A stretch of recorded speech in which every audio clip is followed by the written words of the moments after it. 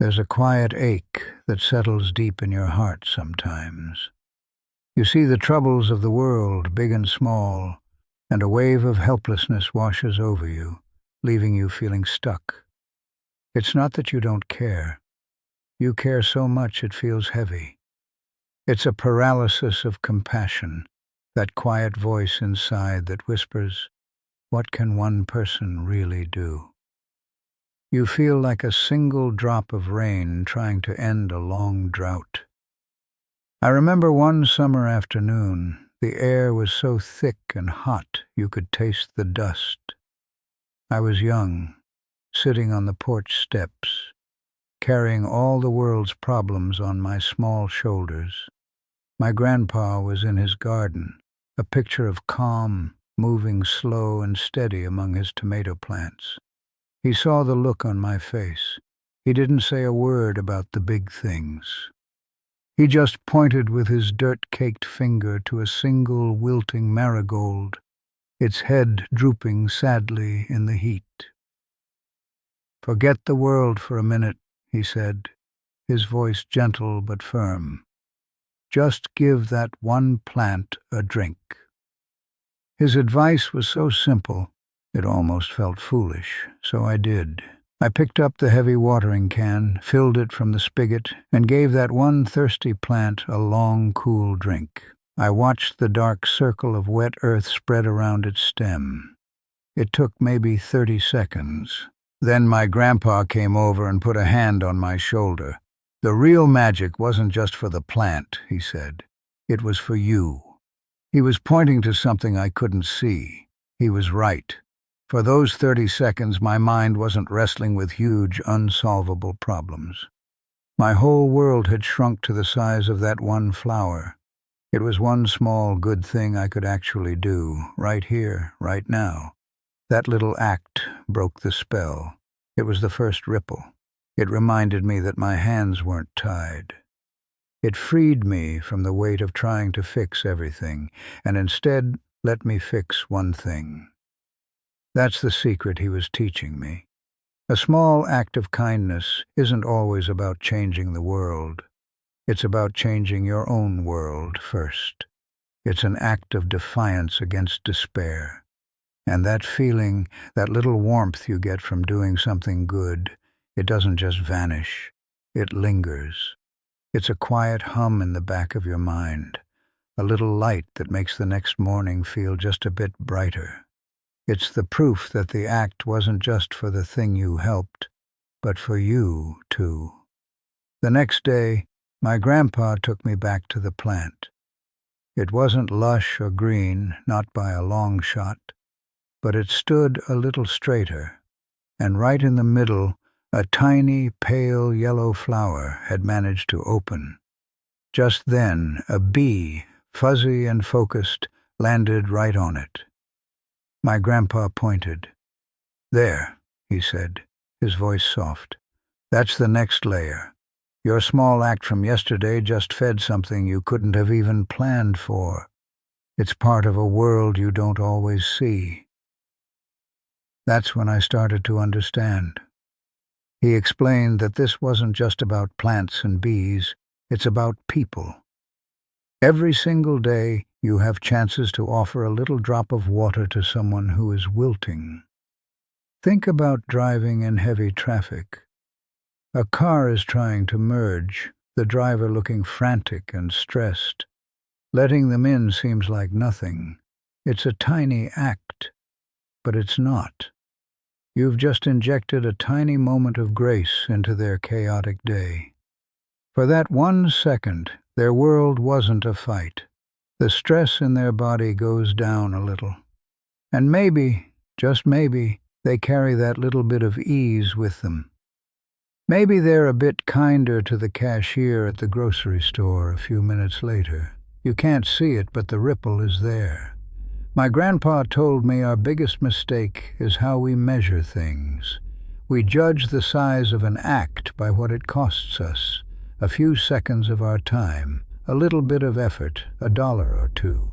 He called this the ego's metric. But the universe, he said, doesn't use that ruler. It measures an act by what it creates, and a small act of kindness, dropped into the right moment, can create a ripple that travels farther than you could ever imagine. This is the real heart of it.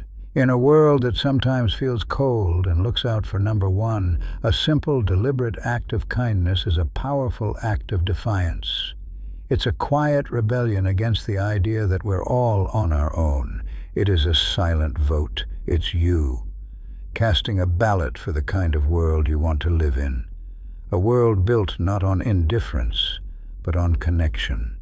One small, seemingly tiny act at a time. That simple act of defiance against despair had an effect on me. But the story doesn't end there. My grandpa wanted me to see the final ripple, not just in my own heart, but in the world itself. Weeks passed. The little plant, once so sad and limp, stood tall. Its leaves were a deep, healthy green. And then, one afternoon, my grandpa called me over. Nestled among the leaves were 3 small, imperfect tomatoes. They weren't prize winners, but they were real. He picked the first one, its skin warm from the sun. He placed it in my hand and closed my fingers around it. "You see," he said, his voice soft, "you nourished it, and now it nourishes you." That was the final piece. The kindness you give always finds a way to come back. That one piece of advice from my grandpa became a compass for my whole life. It's not about grand gestures. It's not about being a hero in some big story. It's about learning to see the world as a garden full of wilting plants. This simple idea became the quiet motivation behind everything.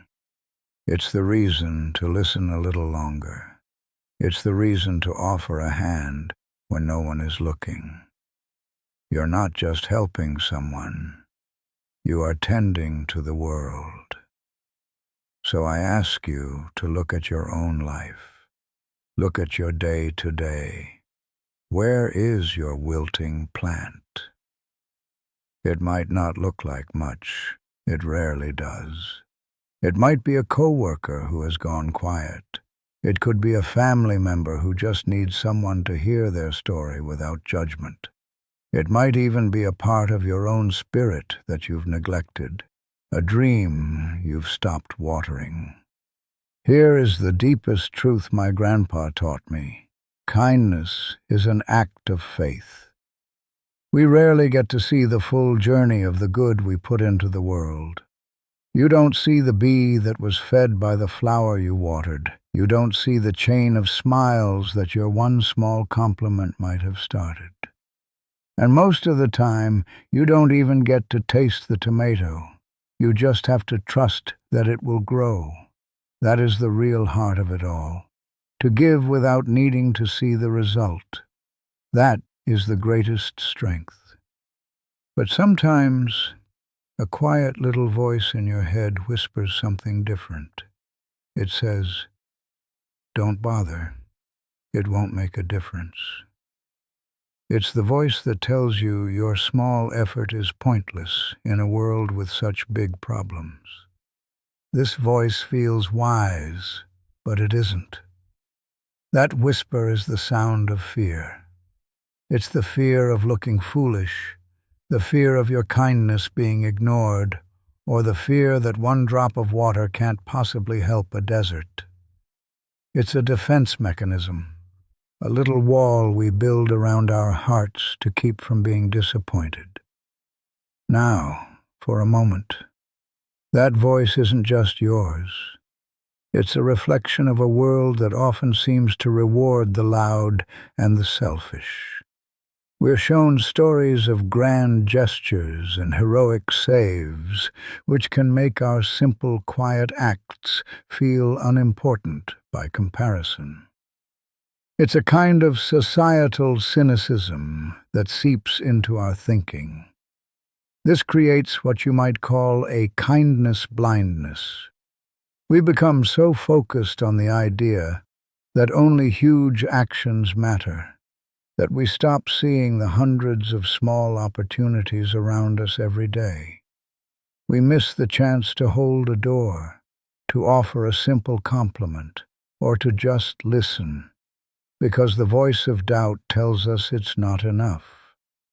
So how do you fight back against this feeling? You don't argue with it. You don't try to reason with it.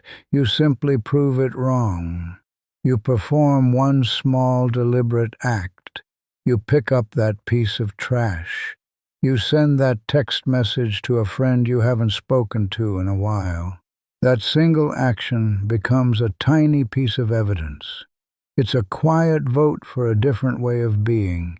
It's a signal to yourself and to the world that you believe in the power of the small.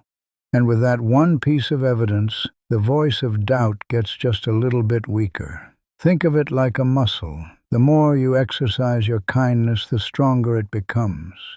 The first act might feel a little strange, but the second is easier, and the third becomes almost natural. Soon, your instinct to help becomes louder than your instinct to hesitate. Now zoom out again. Picture this. Imagine millions of people all over the world, each one quietly exercising that kindness muscle. It isn't a loud revolution you see on the news. It's a quiet one. It's a shift in the heart of humanity, happening one person, one small act at a time. This is where the true magic lies. It was never about one person saving the world. It's about everyone choosing to care for their small corner of it.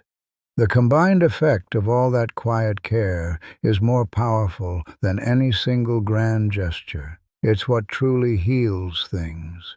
So the next time you feel that hesitation, remember the choice. You can listen to the voice of doubt, the one that says you're too small to matter.